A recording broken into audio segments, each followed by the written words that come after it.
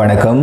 யாழ் சிறியின் இரவு நேர பிரதான செய்திகளோடு இணைந்து கொள்ளும் நான் அந்தோணி பிள்ளை கிரேசியன். முதலில் தலைப்புச் செய்திகள். இறுதிப் போரில் தலைவர் பிரபாகரன் தப்பியோடவில்லை. கோபத்தில் உண்மைகளை உடைத்த சபா குகதாஸ். கடத்தல் கொலை வழக்கில் சிக்கிய கருணாவின் கையால் இனிய பாரதி. வெளிவரப்போகும் உண்மைகள். போக்குவரத்து சமிஞ்சை கோபுரத்தில் ஏறி அமர்ந்த இளைஞரால் பல மணி நேரம் வாகன நெரிசல். ஜனாதிபதி செயலகத்திற்கு முன் பரபரப்பு. கட்டுநாயக்கா விமான நிலையத்தில் கைதான இலங்கையர்கள். 1,50,00,000 பெறுமதியான பொருட்கள் பறிமுதல். சிறுவர்களுக்கு இடையில் ஏற்பட்ட தகராறில் நடந்த துப்பாக்கிச் சூடு. காவல்துறை எடுத்த முடிவு. தொடர்பான விரிவான செய்திகள்.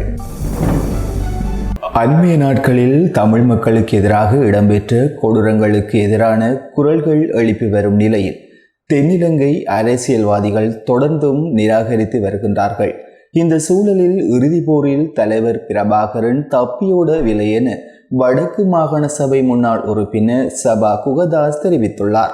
அண்மையில் முன்னாள் அமைச்சர் சரத் வீரசேகர சிங்கள ஊடகத்துக்கு வழங்கிய நேர்காணலில் முள்ளிவாய்க்கால் இறுதிப் போரில் விடுதலை புலிகளின் தலைவர் பிரபாகரனை சர்வதேசம் காப்பாற்ற முடியாது போனதால் தான் இலங்கை மீது போர்க்குற்றச்சாட்டுகளை முன்வைப்பதாக சாடியுள்ளார்.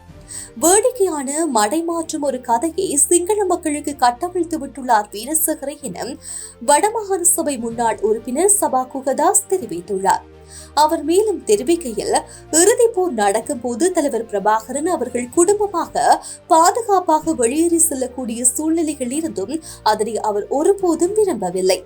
அத்துடன் கடற்புலிகளின் நீர்மூழ்கி பிரிவு நீர்மூழ்கி கப்பலில் கொண்டு செல்ல பல தடவை முயற்சித்தனர்.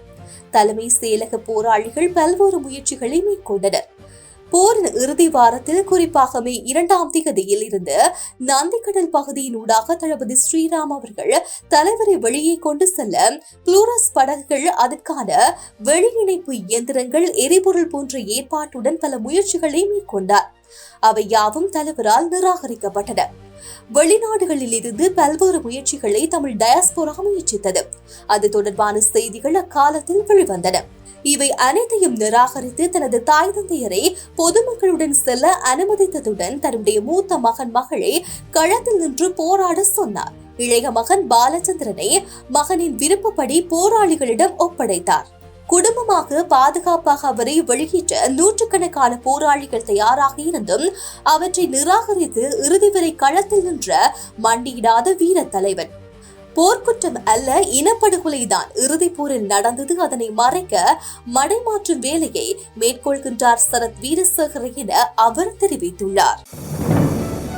தமிழ் தேசிய கூட்டமைப்பின் நாடாளுமன்ற உறுப்பினர் சந்திரநேருவின் படுகொலை தொடர்பான விசாரணைகளின் அடிப்படையில் யுத்த கால பகுதியில் கருணாநிதியில் பொறுப்பாக இருந்த இனிய பாரதி இன்று காலை குற்றப்புலனாய்வு பிரிவினரால் கைது செய்யப்பட்டுள்ளார். கிழக்கு மாகாண சபையின் முன்னாள் உறுப்பினரும் யுத்த காலத்தில் கருணாநிதியின் அம்பாறை மற்றும் திருக்கோவில் பகுதிகளுக்கு பொறுப்பாக இருந்தவருமான இனிய பாரதி என அழைக்கப்படும் கே புஷ்பகுமார் குற்றப்புலனாய்வு பிரிவினரால் கைது செய்யப்பட்டுள்ளார். குறித்த கைது நடவடிக்கையானது இன்று காலை குற்றப்புலனாய்வு பிரிவினரின் அணியொன்றினால் மேற்கொள்ளப்பட்டது. இந்த கைது குறித்து அம்பாறை மாவட்ட முன்னாள் தமிழ் தேசிய கூட்டமைப்பு நாடாளுமன்ற உறுப்பினர் சந்திரநேரு சந்திரகாந்தன் தனது முகநூல் பக்கத்தில் உறுதிப்படுத்தியுள்ளார். அவரது தகவலின்படி திருக்கோவில் பிரதேசத்தில் உள்ள முனியங்காடு பகுதியில் உள்ள ஒரு வீட்டில் மறைந்திருந்த இனிய பாரதியை புலனாய்வு பிரிவினர் சுற்றி வளைத்து கைது செய்துள்ளனர். இனிய பாரதியின் மீதான தனிப்பட்ட குற்றச்சாட்டுகள், இளைஞர் யுவதிகளை கடத்தி காணாமல் ஆக்கியவை உள்ளிட்ட பல்வேறு குற்றச்சாட்டுகளின் அடிப்படையிலும், அத்துடன் முன்னாள் தமிழ் தேசிய கூட்டமைப்பின் நாடாளுமன்ற உறுப்பினர் சந்திரநேருவின் படுகொலை தொடர்பாகவும் இந்த கைது இடம்பெற்றுள்ளதாக தெரிவிக்கப்படுகிறது. ஜனாதிபதி செயலகத்திற்கு எதிரே உள்ள போக்குவரத்து சமிஞ்சை கோபுரத்தின் எல் வடிவ பகுதியில் அமர்ந்து பொதுமக்களுக்கு இடையூறு விளைவித்த நபர் ஒருவர் கைது செய்யப்பட்டுள்ளார். நேற்று சனிக்கிழமை ஜனாதிபதி செயலகத்துக்கு எதிரே உள்ள போக்குவரத்து சமிக்கை கோபுரத்தின் மேல் ஏறி பொதுமக்களுக்கு இடையூறு ஏற்படுத்திய 23 வயது இளைஞர் ஒருவர் கோட்டை காவல்துறையினரால் கைது செய்யப்பட்டார். வெளிகந்த பகுதியைச் சேர்ந்த இந்த இளைஞர் ஜனாதிபதிக்காக காத்திருந்ததாக கூறப்படும் நிலையில் இந்த சம்பவம் நிகழ்ந்திருந்தது.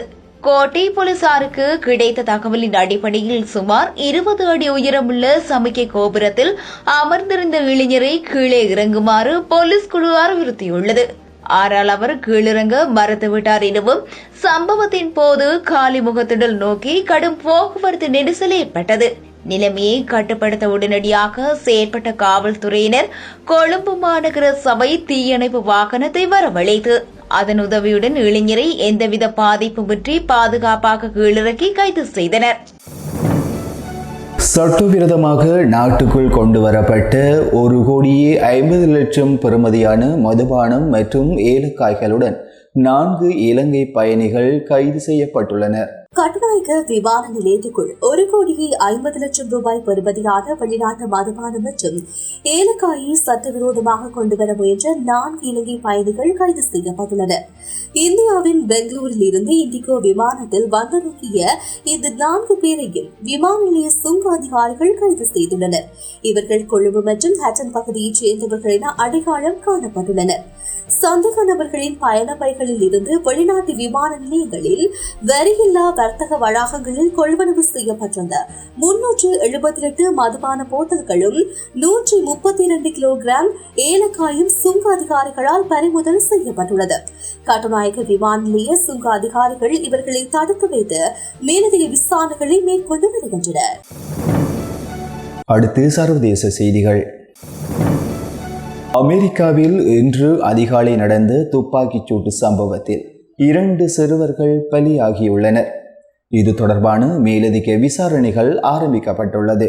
அமெரிக்காவின் இந்தியானா பகுதியில் துப்பாக்கிச் சூட்டு சம்பவம் ஒன்று பதிவாகியுள்ளது.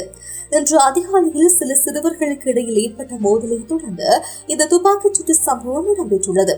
இந்த சம்பவத்தில் 2 சிறுவர்கள் பலியானதுடன் 5 பேர் காயமடைந்தனர். இந்த தகவல் அறிந்து காவல்துறையினர் சம்பவ இடத்துக்கு விரைந்து வந்து காயமடைந்தவர்களை மீட்டு மருத்துவமனையில் அனுமதித்துள்ளனர். இந்த சம்பவம் தொடர்பாக 20 பேர் கைது செய்யப்பட்டுள்ளதாக காவல்துறை பிரிவு தெரிவித்துள்ளது. இத்துடன் யாழ்சிரியின் இரவு நேர பிரதான செய்திகள் நிறைவடைகின்றது. உடனுக்குடன் செய்திகளை அறிந்து கொள்ள யாழ்சிரி மீடியா இணையதளத்துக்குள் பிரவேசியுங்கள். நன்றி, வணக்கம்.